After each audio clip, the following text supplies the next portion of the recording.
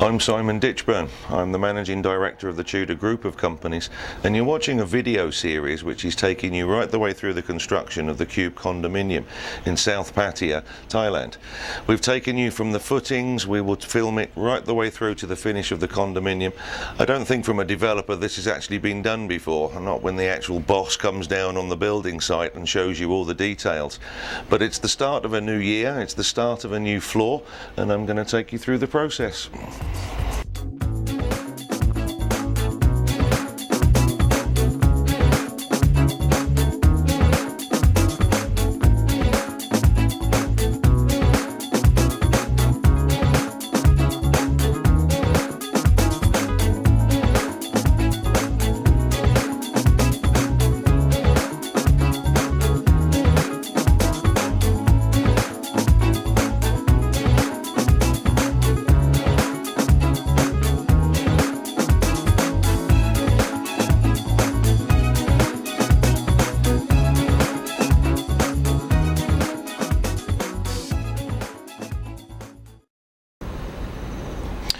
We've briefly touched on this earlier in the series. It's how we actually form the concrete floor, floor by floor, through the building. Now, it's actually quite a basic setup. Step number one is to set up the scaffolding. The scaffolding is not anything special, it's very basic H-frame scaffolding, and you can see that we've set everything out in a complete line here. At the bottom of the scaffolding we have adjustable legs so we can balance the scaffold, and on the top of the scaffolding we have adjustable U-jacks, and this is where the steel was set in, which is step number two. This is now step number two. 4-inch box steel is set into those U-jacks and adjusted to be completely level to where we want the second floor.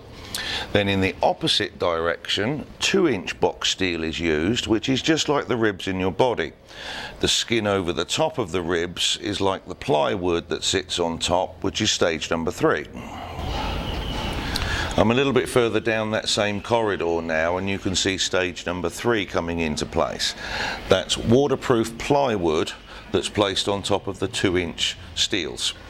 Now, the basic principle of this scaffold setup is fairly simple. It's like a staging. It would be very similar to a music stage if you were setting that up. But you can imagine that is a lot of tons of concrete about to be poured in there.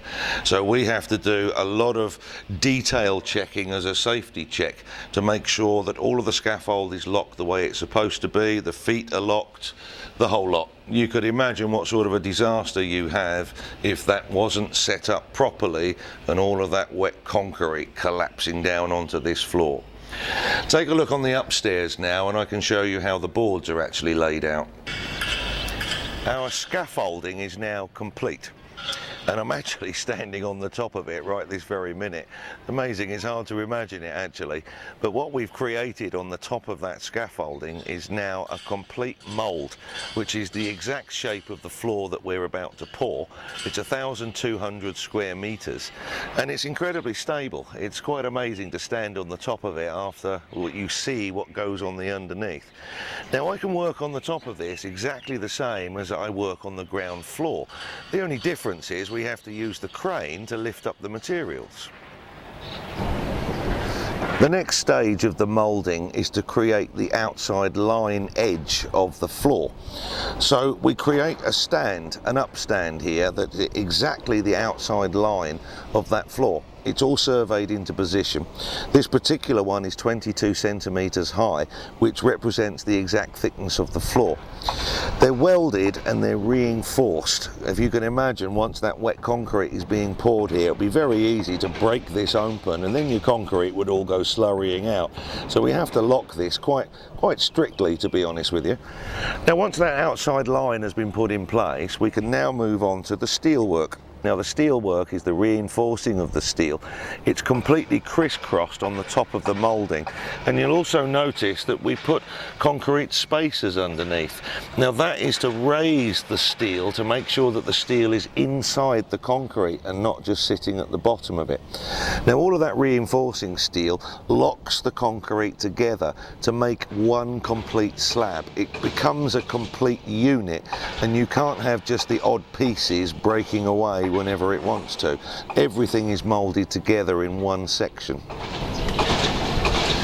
The bathroom pipes that are going to be set within the concrete is a real time saver if you spend a little bit more time at this point.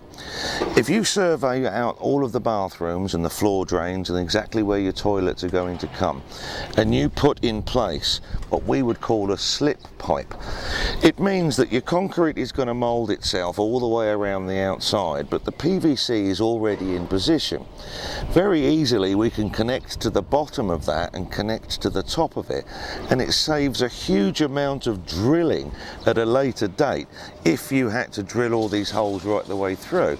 So just a little bit of thought at this stage can save a huge amount of time in the future, and be amazed how many people actually prefer to do that drilling. Well, there's several hundred pipes here that connect everything together. So 3 days to survey and put these pipes in position against 3 weeks of drilling. Which one would you prefer? This is the part that gives the name of a post-tension floor, which is the type of engineering and the design that we've chosen. And this is actually the tension part of the name. Post really means the columns, and the tension is the cables that are running through the flooring system. Now within these casings here we have the steel cables. Now they're put in casings so that when you pour the concrete, the cables still have the free movement. And these cables will be run the full length of the condo and also left to right. So we have a complete grid system, and the key to this is they must run in the line of the columns.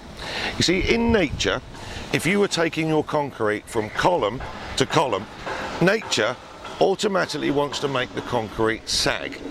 And even though you have reinforcing steel within that, it's not enough to stop that sag between the columns. What we have to do is find a way to physically pull that straight, and the solution to that is on the ends. We'll take a look at that now.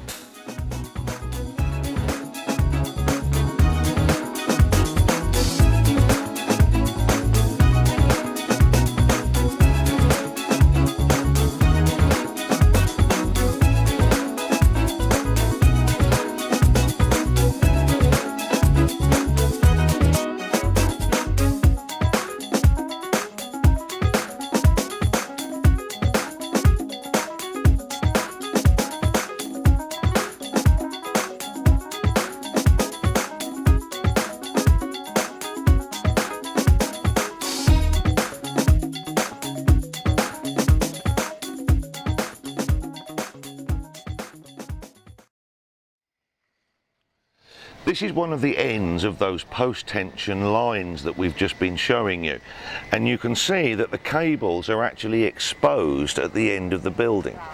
Now concrete doesn't go solid straight away. It's not going to go super hard in one day. So we leave the concrete for about 3 days during its curing process, and the concrete is still soft enough that we can actually pull those cables. So going back to my string theory, between column and column, what you're actually doing is putting those columns under tension. You're pulling the cables, which pulls the floor back into its straight line position. And as long as you're doing that within the lines of the columns, you're actually ensuring that the weight of the floor sits on those columns only, and you've taken away the sag in the middle.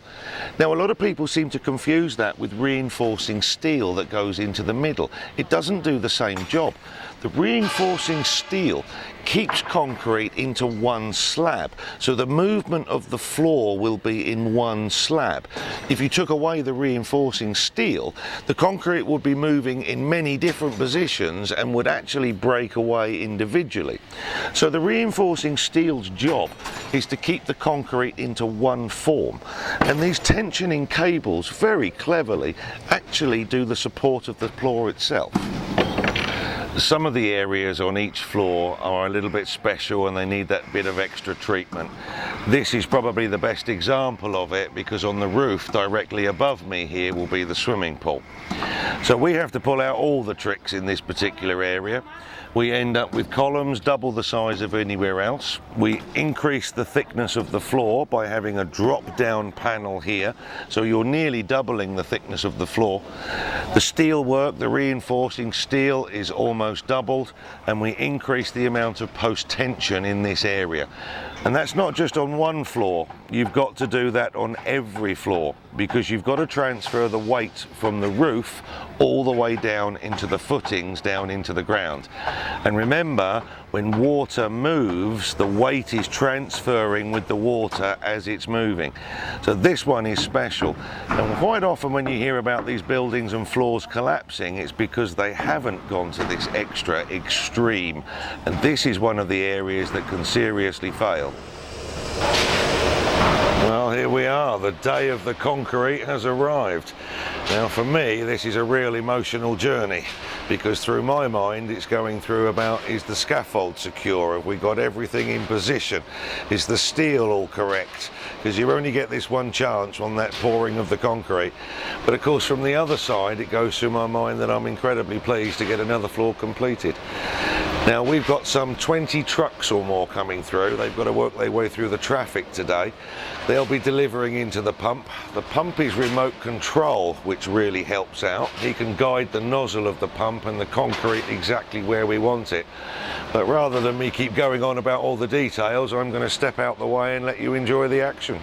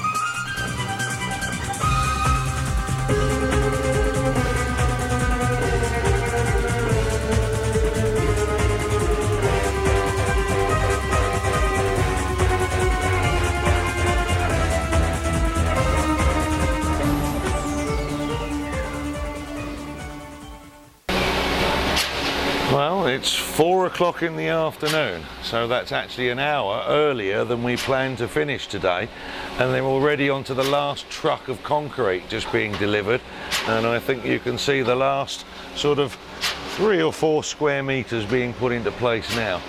But really that's a good job that they finished an hour early, because they're going to be very tired tonight and they're going to want to go home early and probably crash out until tomorrow. Now you can see that some people are already starting to walk on that concrete slab. So by tomorrow that's going to be dry enough for us to crane up all of the shuttering boxes for the columns and move straight away on with the next floor. That will be the next show, so we'll see you next time.